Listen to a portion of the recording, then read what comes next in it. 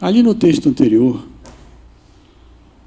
a gente cita a questão da vigilância. A questão da vigilância sob o ponto de vista proposto por Jesus. Há uma parábolazinha muito bonitinha, chamada Parábola das 10 Virgens. Eu citei essa parábola coisa de umas 2 ou 3 semanas atrás, que era assim, eram 10 moças casadoiras, né? Está meio alto, eu acho, viu? Eram 10 moças casadoiras, e aí, então, o que ocorre é o seguinte: para esperar o noivo chegar, porque a gente tem que se reportar ao tempo deles, né? Elas iam se casar, o noivo ia chegar, ia montar o seu harém, ia escolher ali nas moças as que estariam com ele e as que não estariam.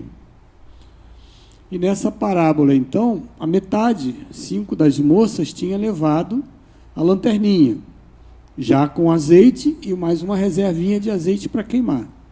As outras 5, a outra metade, não levou azeite suficiente, só tinha o azeite que estava na lanterninha. E aí acontece que o azeite de 5 das moças acaba e elas querem pedir, elas tentam pedir para as outras colegas emprestarem um pouco do azeite. As mocinhas que tinham levado a lanterna com azeite e mais uma reserva entraram com o noivo. As outras 5 não entraram. E aí Jesus nos coloca naquela parábola o conceito do vigiar. O que é necessariamente esse conceito do vigiar? É você estar atento a algo que ainda não foi, mas pode vir a ser. Muito importante essa questão. Porque, veja bem, quando a gente começa a falar na questão da mente humana, a gente tem que se lembrar que nesse planeta já de bilhões de anos de existência, tudo começou muito rudimentar. E, de alguma maneira, o Pai Criador foi desenvolvendo elementos que chegaram até a nossa condição atual. Nós não começamos assim como estamos hoje. Nós não éramos o que somos. Eu estava conversando aqui com o tio Douglas recentemente, hoje mesmo, que falávamos então dessa questão da chamada transição planetária, onde haveria inclusive um expurgo. Eu não chamaria tão pesadamente do expurgo, mas haveria um recâmbio, uma troca de condições dos espíritos do nosso planeta que seriam migrados para outros pontos, porque também Jesus dizia para nós: há muitas moradas na casa de meu Pai. São 200 bilhões de galáxias desse universo, é o que estimam os cientistas, né? E a nossa própria galáxiazinha medíocre, né? Pequenininha, deve ter 200 bilhões de estrelas. E o nosso planetinha aqui, o nosso solzinho ali, sexta grandeza, é uma estrelinha de nada. E o que a gente falava é da pequenez. Eu e o Douglas conversávamos sobre a nossa pequenez, o quanto a gente é pequeno diante desse universo imenso. Só que nós temos alguns atributos de ordem mental que fazem com que a gente acredite que nós somos o centro do universo, né? Tem muita gente que, quando olha para o umbigo, diz assim para o próprio umbigo: como você é lindo, ó umbigo! Nós somos o poder da humanidade. Como é que começa essa história toda? Começa pela nossa capacidade de mentalizar. Bom, então, a nossa proposta de hoje é a questão espírito, mente e cérebro, matéria e energia. Ou seja, nós temos que começar buscando lá no princípio esse conceito da mente. Então, vamos caminhar aqui. Isso aqui é só para quem estiver interessado em buscar alguma coisa a mais. A bibliografia que está recomendada aqui é o livro Pensamento e Vida. Nós temos também o livro Boa Nova, que fala algumas coisas sobre. Temos um livro chamado Seja Feita a Sua Vontade, a Força do Querer. Eu recomendo para quem está um pouquinho mais já caminhando na estrada da doutrina espírita, que procure buscar esse livro. é de um autor, não é uma psicografia, mas de um estudioso espírita chamado Luiz Boberg, lá da região do interior de São Paulo. A codificação, os livros da codificação, todos eles praticamente falam sobre a condição da mente humana, sob o ponto de vista espírita. A coleção, o Juliano falou aqui, A Vida no Mundo Espiritual, estamos começando um trabalho de leitura e estudo dos livros ditados por André Luiz a Francisco Cândido Xavier, e um outro livro pequenininho também que eu recomendo, que é Dias Gloriosos, do Divaldo, em que Joana traz para nós o grande avanço que a gente vem fazendo do século passado para cá, que é quando a gente começa, de repente, a entrar nessa avalanche de tecnologia. O momento em que a gente começa a perceber que a gente pode falar com um amigo ou um parente da gente, que nesse exato momento está na Áustria. Se antes você tinha, no meu tempo, por exemplo, mais lá atrás, você tinha que pedir a uma telefonista que ela fizesse uma ligação, você esperaria algumas horas por essa ligação, ficaria ali aguardando, ela chamaria você para dizer, foi completada a ligação.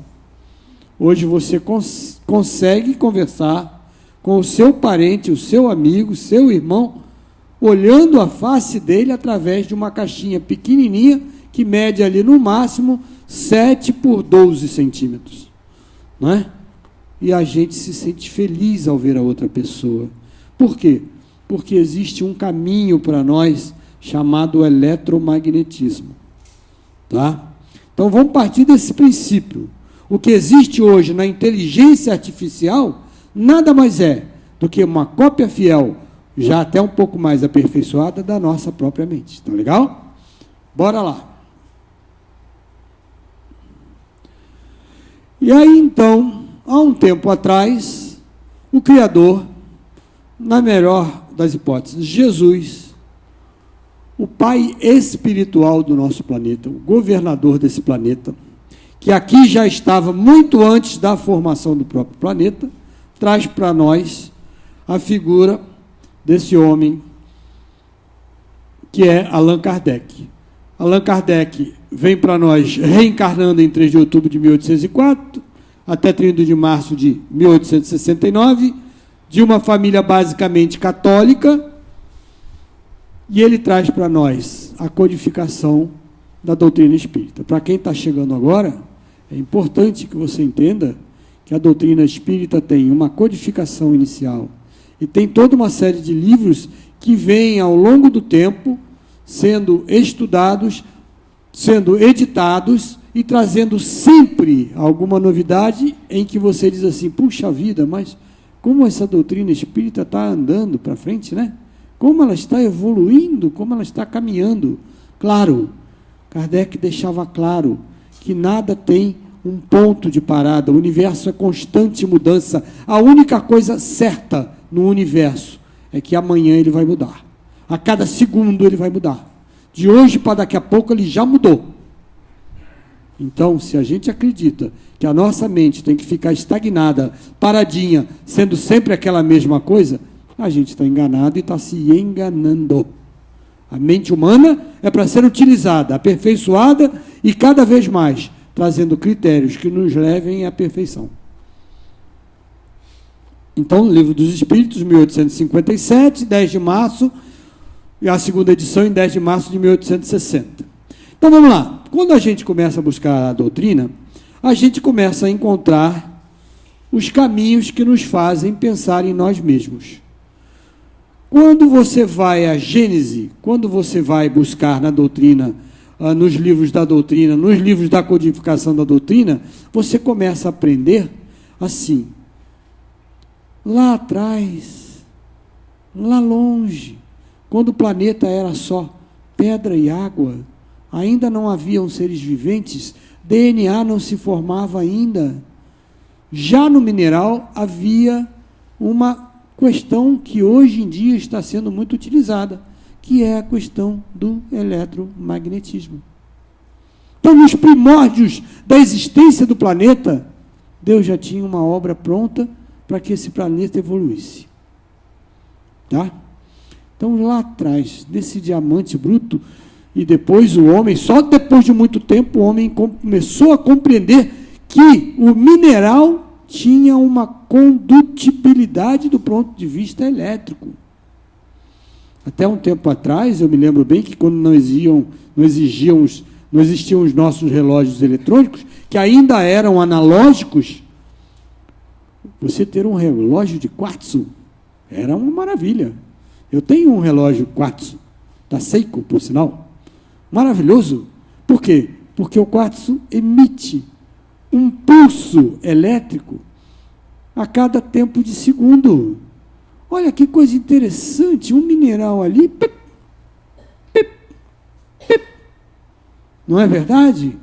E aí, quando a gente estuda a codificação, a gente começa a entender que existem vegetais que também têm capacidade de percepção do contato e reação ao contato. Algumas plantas se movimentam de acordo com a posição do sol.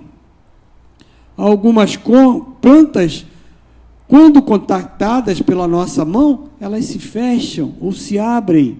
Eu me lembro que quando meus filhos eram crianças, eu sempre comprava para eles uma plantinha que a gente chamava de planta papa-mosca. Ela tinha os dentinhos assim, ela era meio aberta, a mosquinha entrava dentro e ela se fechava. Era uma plantinha do tipo planta carnívora.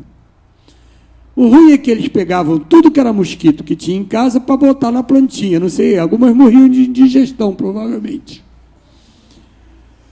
E aí, então, essa questão dessa mente vai caminhando. Esse aperfeiçoamento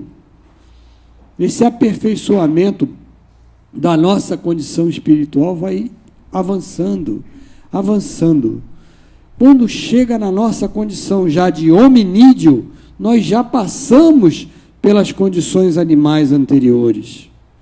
Quando você vê, por exemplo, se você assistir esses programas que passam nas televisões, de maneira geral na Discovery ou na National Geographic, você vai perceber que as fêmeas dos animais cuidam da sua prole, cuidam de seus filhotes, elas desenvolvem conhecimento e capacidade de proteção.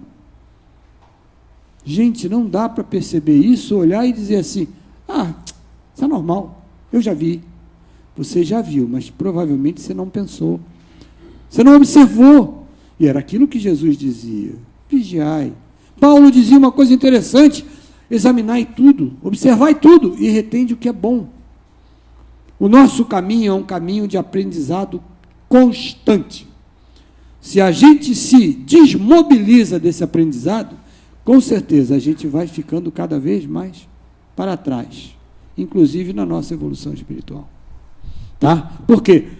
Será que o Criador nos coloca em atributo mental só para a gente ficar esperando alguma coisa acontecer por conta dele? Tem um quadro muito bonito, eu não sei se está na Capela Sistina, mas que há um Deus barbudo de cabelo branco apontando para o homem, que alguns dizem que aquele homem é Adão, e a ponta do dedo de Deus tocando a ponta do homem, dando vida a esse homem. Será que nós temos a nossa mente só para ficar encastelado, paradinho com essa mente ociosa? Seria essa a proposta do Criador? Se você acha que sim, então eu faço um convite para você. Pega a sua mente e se reporta àquele irmão, aquele ser humano seu, cuja mente está deteriorada pela loucura. Pega a sua compreensão e se reporte àquele indivíduo que você sabe que ele está preso dentro de um corpo em que a capacidade mental dele é quase que 100%, ele é um gênio, só que seu aparato físico já está todo desgastado. Não é? A gente tem exemplos extremamente eficazes de elementos. Era o caso daquele inglesinho que virou até um nome de filme, esqueci o nominho dele, que era um gênio da física que deu uma continuidade, Stephen Hawking. Imagine aquele homem, aquele cérebro extremamente, aquela mente extremamente capacitada, embotado dentro de um corpo extremamente paralisado. Então, se você tem a sua mente com capacidade de evoluir, não perca essa oportunidade. Não estagne a sua forma de pensar. Evolua o quanto mais você puder, pesquisando, estudando, aprendendo conosco. Nossa querida equipe de diretoria teve um trabalho imenso para que a gente pudesse projetar para 2020 uma batelada de novas informações acerca da doutrina. Vamos acompanhar, vamos buscar. Tem tanta gente que já está conosco há bastante tempo. Venham mais, porque com certeza o lucro será de cada um de nós. Tá? Então a evolução da nossa mente, quando chega nos espíritos aperfeiçoados, aí ela tem a capacidade de mostrar para nós a glória divina, porque eu tenho certeza, 80%, 85% de nós aqui dentro, ainda estamos em dúvida. Aí eu falo de um outro cara aqui na frente, que uma vez esse gênio, desculpem, gente, esse gênio maravilhoso, quando foi perguntado, depois de muito estudar a vida interior do homem, tá? Foi perguntado a ele, credes em Deus? E ele disse assim, I do not believe, I know. Eu não creio, eu tenho certeza. Olha que coisa fabulosa. Esse gênio, por que eu coloquei Kardec lá atrás? Porque esse gênio chegou para nós justamente no período em que Kardec estava editando, Irene. Kardec, que 10 anos antes, tinha editado o Livro dos Espíritos. Olha a pleiade de espíritos maravilhosos que vieram todos nessa fase de iluminismo do planeta, final do século XIX. E aí a gente entra no século XX deslanchando. Nós estamos no século XXI. Para ligar o telefone, eu tinha que esperar meia hora para falar com meu irmãozinho ali em Minas Gerais, vai. E hoje eu falo com meu filho na Alemanha. Fala sério, gente. É a nossa mente em ação.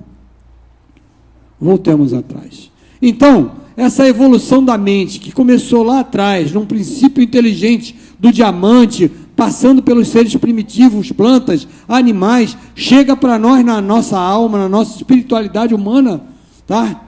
Com todo esse aparato de inteligência, já citei 3 ou 4 nomes de pessoas extremamente inteligentes aqui. Nos espíritos evolui mais ainda. Essa mente é o espelho da nossa vida. Vamos continuar o nosso bate-papo, que eu vou tentar me explicar por quê. Então, entre a animalidade, que somos nós ainda aqui, primitivos demais, ignorantes demais, e o caminho daqueles espíritos avançados da angelitude, é a nossa mente que faz a nossa consciência crescer. Eu nunca vou ser um elemento de extrema bondade, de extremo caminho celestial, se eu não desenvolver a minha consciência. Então, entre a animalidade e a angelitude, a mente será o campo da nossa consciência desperta. Aqui tem um senão, na faixa evolutiva, em que o conhecimento adquirido nos permite operar. Viu, professora? Viu? Eu não posso me comparar a ninguém. Ninguém pode se comparar a mim. Não adianta eu falar para o meu umbiguinho que eu sou o máximo. Isso não tem lógica. Porque sempre vai ter alguém muito mais máximo do que eu.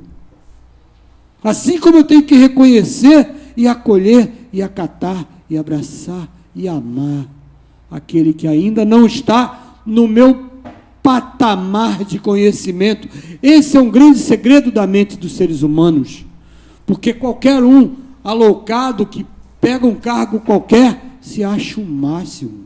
Bom, isso aqui é meu, sou eu que faço, sou eu que aconteço. Não faz, irmão. O que você está fazendo é permissão divina. Por isso é que a sua mente está aproximada da necessidade do que você precisa oferecer com o teu conhecimento. Tá?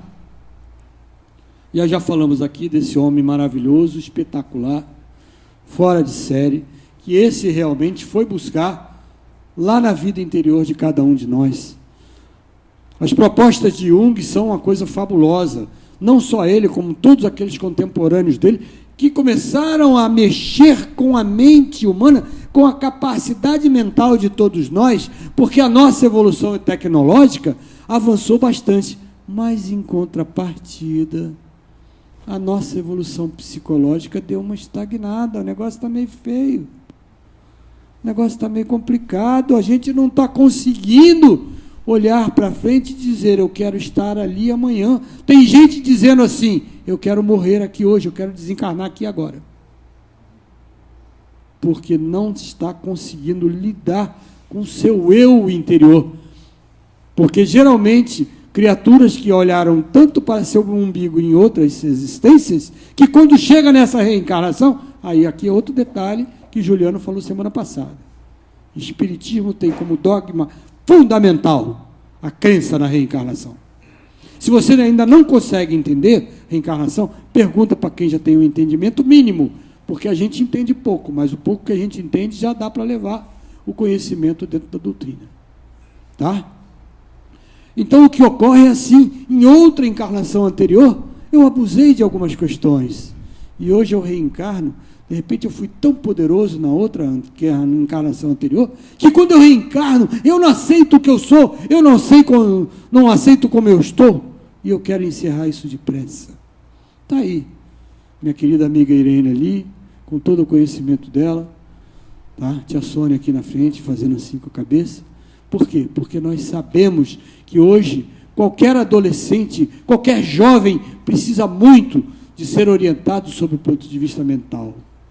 Porque ele, certamente, pode entrar numa confusão tamanha que ele começa a acreditar que pode partir mais cedo dessa encarnação atual. Vamos lá. Então, olha só que interessante, quando eu falo de Jung, quem disse isso aqui? Bem-aventurados os vossos olhos, porque veem, e os vossos ouvidos, porque ouvem. Porque, em verdade, eu vos digo que muitos profetas e justos desejaram ver o que vocês veem, e não o viram. E ouvir aquilo que vós ouvis, e não o ouviram. Isso lá atrás, em Mateus 13, Jesus, durante o sermão das plenitudes, ou o sermão da montanha. E aí o que diz para nós Jung há pouco tempo atrás? Que esse espelho sejam os vossos olhos da alma. Prestem atenção agora. Olhos que não se limitam à visão restrita do corpo físico, mas sim que são essa visão, que essas visões são sentidas com a percepção própria de quem já atravessou a barreira da razão. E agora usam a intuição, que o colocam em outro patamar evolutivo. Esse recado aqui, meus caros amigos, bem analisado, estudado, lido 3, 5 vezes, é um recado direto para vocês e para mim, que somos atuantes dentro das câmaras de trabalho mediúnico. O que Jung dizia para nós nesse momento é que, primeiro, a nossa visão não é mais essa visão estreita de olhar e dizer aqui é isso, ali é aquilo. Porque pode ser que isso não seja só isso. E aquilo também não seja só aquilo. Porque por trás dessa visão humana, nós temos aqui uma questão chamada sentimento, que nos liga direto com a intuição, porque a mente humana não precisa de todos os seus sentidos para poder absorver o que vem de fora. Por que não? Porque existe um contato que é... Fala, Douglas.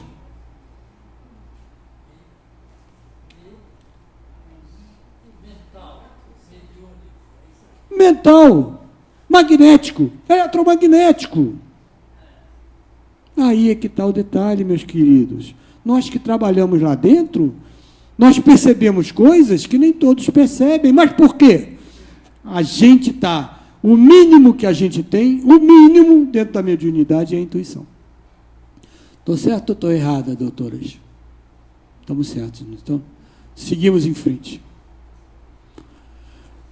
Então, se a mente é o espelho da minha alma, quanto mais pura e bela esteja a minha alma, mais facilmente ela vai captar por sintonia vibratória as leis divinas que estão gravadas na consciência de todos nós. Haroldo Dutra Dias coloca uma situação seguinte.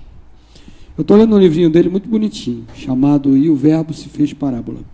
Falei contigo. O que ocorre aqui? As leis divinas estarão sempre gravadas em nossas almas. Eu posso ser o mais feroz psicopata, porque eu não me livro da questão da lei divina. Ela é superior a mim, ela é soberana à minha existência. Então não tem essa história de, eu fiz tal coisa, mas eu não sabia, porque, olha, eu estou meio arrependido do que eu fiz. No fundo, é só uma questão de tempo para a evolução desse espírito e ele cair em si e dizer, Senhor do céu, eu errei. Como eu faço para dirimir o meu erro? Então, não tem essa.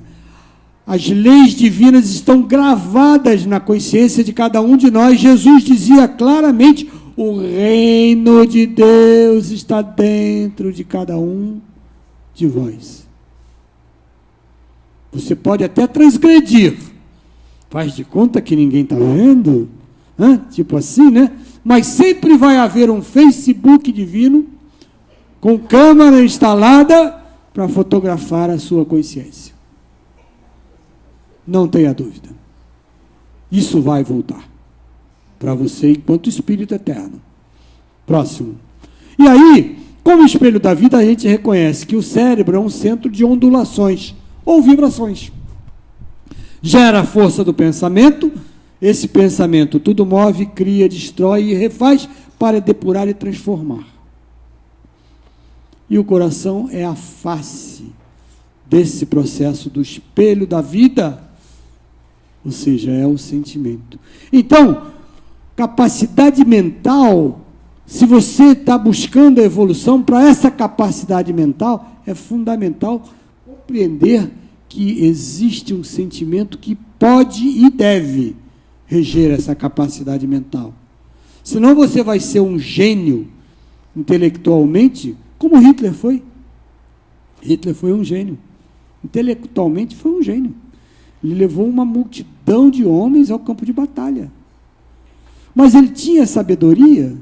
Faltou talvez isso aqui.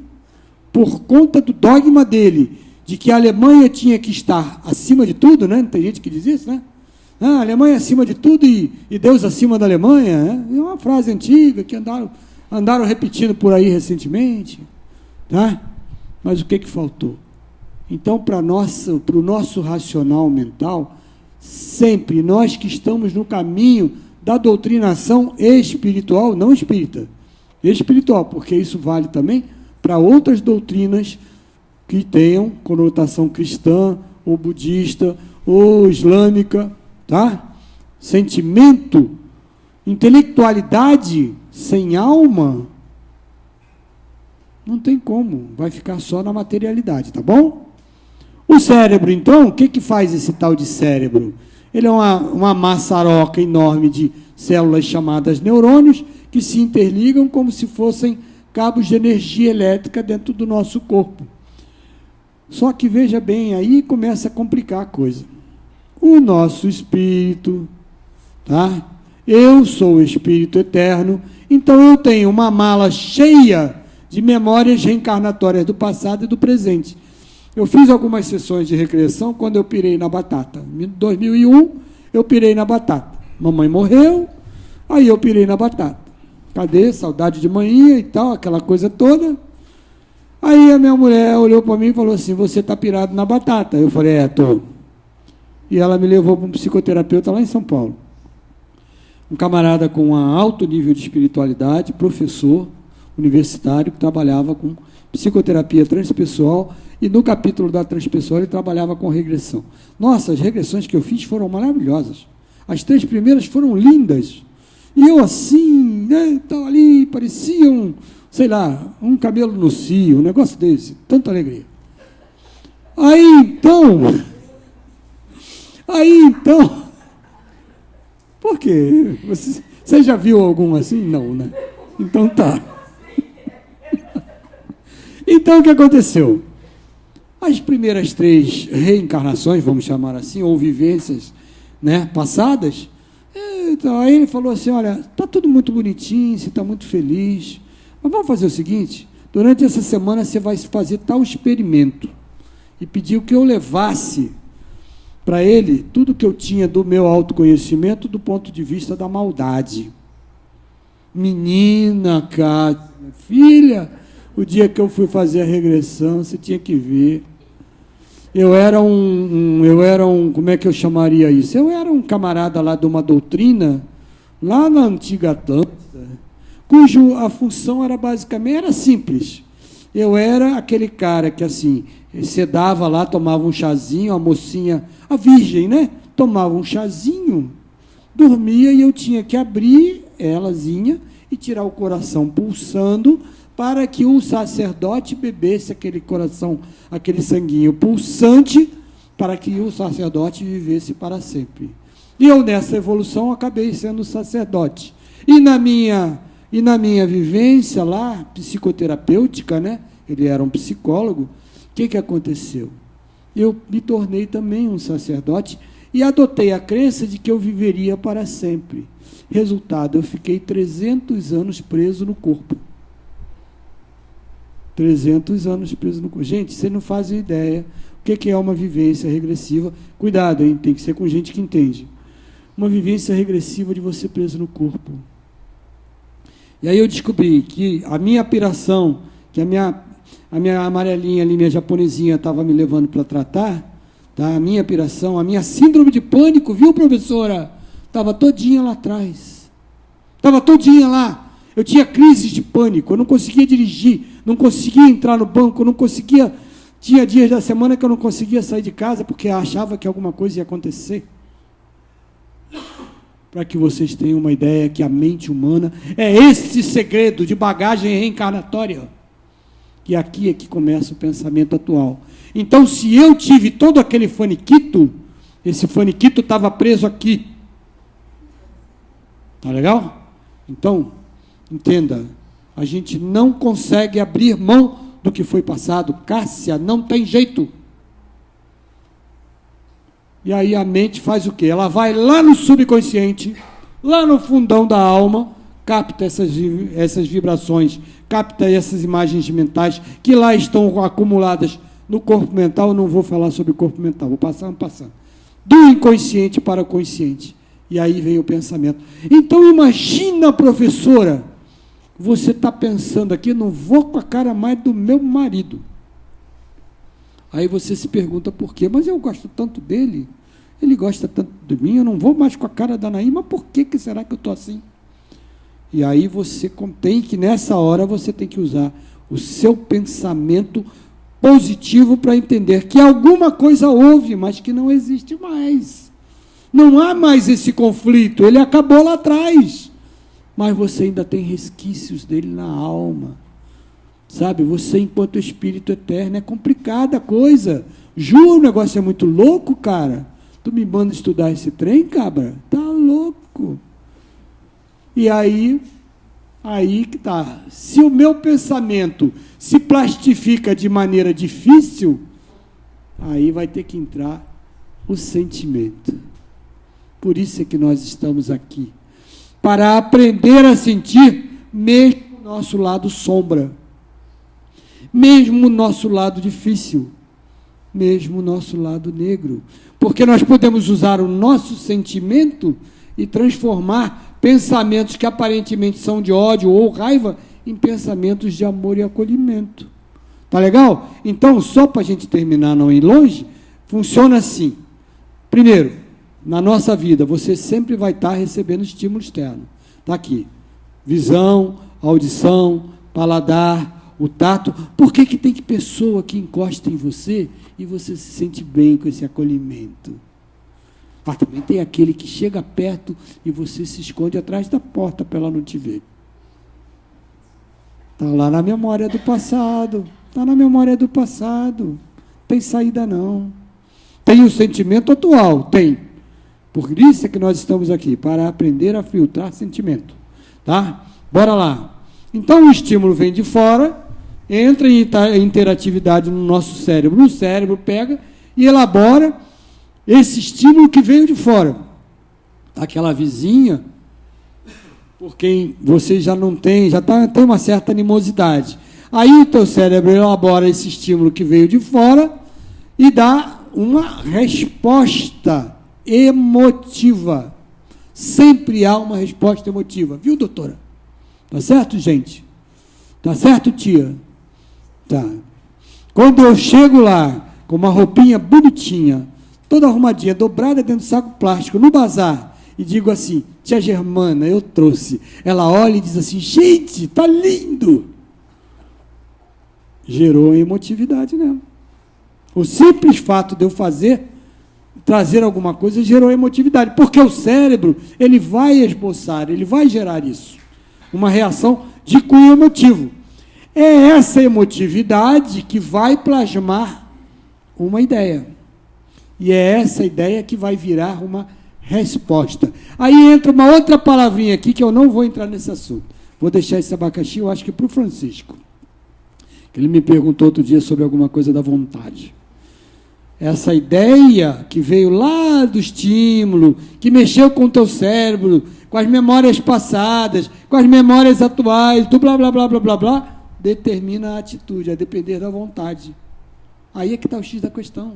Nós vamos ter que aprender a mexer com a vontade da gente. Porque ou eu posso dar um empurrão naquela vizinha que eu já não topo mais, tá? Ou eu posso me conter, me fechar com o meu mentor e dizer, ai, meu mentor, meu Deus do céu, pelo amor de Deus, me dê paciência e tolerância, não me dê força. Se o Senhor me der força, eu vou dar tanto nela. É bem assim, né? É bem assim, né, Cássia, que funciona, né, Cássia? Então entenda que a gente está aqui para aprender.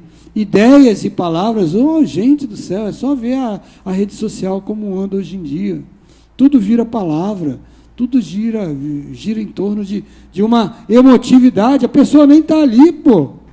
Tá? Em todos os domínios do universo vai sempre influenciar reciprocamente. A minha vibração vai estar em contato com a vibração da mente do outro.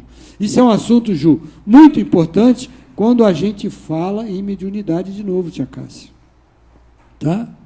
Quando a gente fala em mediunidade, a gente fala isso lá, a gente estuda isso, de que é essa reciprocidade que vai nos trazer um determinado tipo de entidade que vai estar conosco pedindo afeto e apoio. Tá? Então, só para fechar, mente, ela cria com toda a bagagem que ela tem um pensamento, tá? Esse pensamento recebe essa vontade, é essa vontade que a gente vai ter que exercitar, viu, gente? É aqui que está o negócio, o X da questão, tá? Para gerar uma ação. O pensamento é um produto da mente, tendo a vontade, conduzindo e mantendo suas manifestações. Então, a manifestação, a minha atitude, vai ser basicamente através desse caminho, até chegar na ação. É aqui que a vontade pode fazer o filtro de uma ação positiva ou não. Errar ou acertar, isso vai fazer parte do processo de aprendizagem. Sempre. Tá? Errar não é ruim. Porque se você nunca errasse, você jamais melhoraria. Nós, se não errássemos, nós nunca melhoraríamos, nunca buscaríamos o caminho da melhora. Quando acertamos, inclusive tem esse detalhe, né? A neurociência hoje diz o seguinte, se você reforçar a sua rede neurológica no teu cérebro para coisas positivas, por isso que no início do texto lá, falava assim, pensamento positivo. Se eu aprendo a pensar positivamente, eu daqui a pouco eu não preciso mais pensar positivamente. Automaticamente meu pensamento será positivo. É como dirigir automóvel. Para aprender a dirigir, você olha para o câmbio, fica com o pé, troca o pé de lugar, mas depois que você aprende a dirigir, aquilo é automaticamente. Você entra no trânsito, nem lembra que está dirigindo. Tá? A sensação do acerto é que vai nos dar o equilíbrio e a acomodação, que vai nos levar para um caminho espiritualizado muito maior, muito agradável e vai fazer com que a gente conviva muito mais em paz. Que Deus nos abençoe.